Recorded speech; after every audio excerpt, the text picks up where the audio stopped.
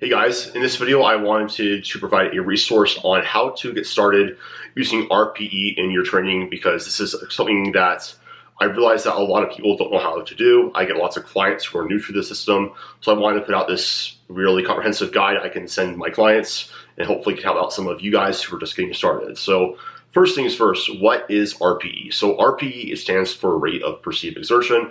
It basically was adopted by Mike Tashir from endurance training. Endurance training was originally measured on a 6 to a 20 on what's called the Borg scale. Basically that correlated with heart rate. So RPE 6 meant you were like 60 beats per minute. RPE 18 meant you were at 180 beats per minute. But Mike Tashir took that scale and modified it for powerlifting, basically, where right now it's measured on more or less a 5 to a 10 scale. And this is just a way for us to quantify effort and essentially communicate to athletes as coaches how hard we want you to be pushing and how close you should be really to failure. Because RPE is basically correlated with reps in reserve. So for example, if you could have take the RPE that you did and minus that by 10 equals the amount of reps that you could have done. So say if it was an RPE 8, you could do 2 more reps on that. If that was an RPE 5, you could have done 5 more reps. And this is a really good way to sort of think about that. Now, the main thing is that in theory, that sounds really simple, but how do you actually learn how to do that yourself? Because, it does take time to learn. And I will just say that, like, flat out, no matter what tips I'm going to give you in here, like, they are really good starting spots, but it's something that you're going to learn about yourself, because while these general guidelines can apply to you and help you get started in the right direction, every lift and every lifter is going to lift slightly differently. Like for example, myself, I'm very good at grinding out reps on squats and deadlifts. I have a very, very explosive bench press where, like, it literally looks fast until it's RPE 9 or harder. So just caveats out of the way, you will learn about yourself more, and you cannot replace that experience and that guidance from a coach to help you learn that system.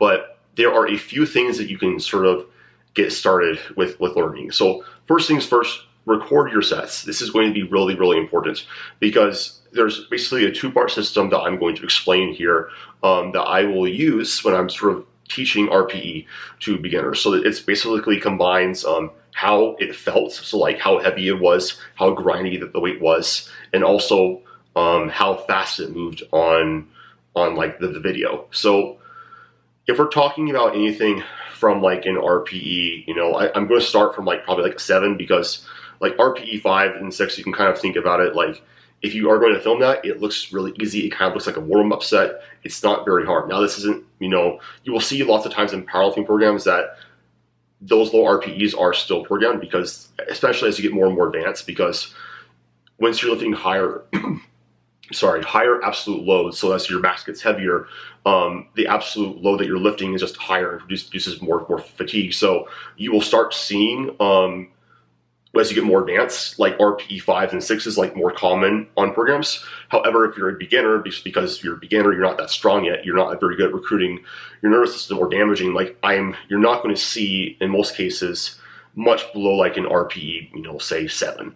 So I'm just going to start off there for practical purposes.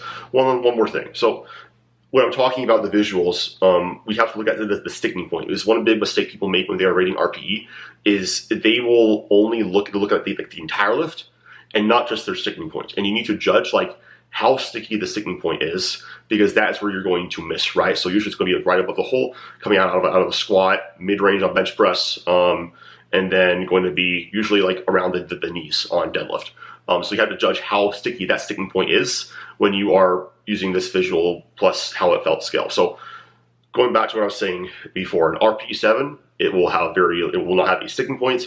It'll look very smooth, very fast on video. It will also feel pretty light, pretty easy, all things considered. In RPE 8, you will notice that it feels heavier. Like, okay, that's we're starting to get like, it's not quite a grinder, but it's like in between that, as far as like what it feels like. And then you're going to have a little more slowdown, but it should still be like relatively smooth. But you will notice there is more of a slowdown on the rep. It's not like as smooth or snappy towards through the mid range. RPE 9, there's going to be a very, very apparent sticking point, probably going to be a slight, grindiness to that rep, and then it's going to feel very heavy. And RPE 10 is going to be more or less, just, it was everything you could do.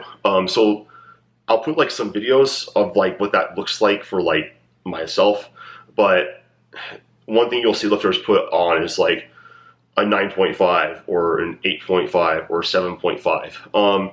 And if we're talking about that, it basically means they could have done a little bit more weight.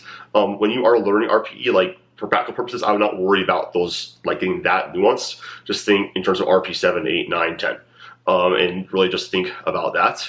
And then the last thing is just learn about yourself. One thing that you can look at is like back on a training block, for example, and say like, for example, like myself with my athletes, if they're a beginner and they're starting off their first block, I might say we're going to go until you start to fail. Like it's just getting way too hard, getting more grindy because I'm trying to find their time to peak. I'm also trying to teach them what their limits are, because a really important thing about learning RPE and judging how much you have in reserve is you need to know what it feels like to go all out. So you can do this via, a more open-ended block length when you're starting off a block and just adding, say, 3% like per week until you start to fail.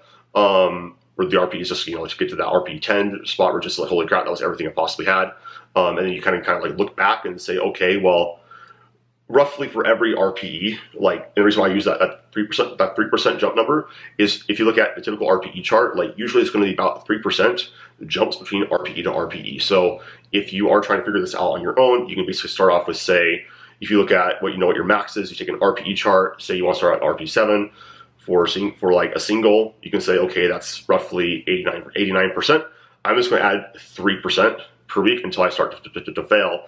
And you can sort of like backtrack and say, okay, that's what that felt like. That's what this set looked like when I filmed it. And that can really help you figure things out when you are just getting started off with RPE. But this is a very, very good skill to learn. And it's something that just takes time, but hopefully this can sort of help you get started with it. And it's really not about being perfect either. Like, people stress out about this, then they're like, oh, I need to be perfect about my RPE. And it's just about thinking more about, when you're starting using the system, how hard am I actually trying relative to like my actual limits of my body's capabilities. And over time, you're just going to get better at refining that. It'll help you make, especially if you're a powerlifter, like help you be better at gauging how much you have left in the tank, especially on meet day, and being more objective with your performances, because learning how to properly train with RPE will allow you to get the proper stimulus to fatigue ratios across your training blocks, so you can actually maximize your long-term return strength, and really just become the best lifter that you possibly can. So hopefully this video was helpful. If you guys have any questions, ask down in the comments below.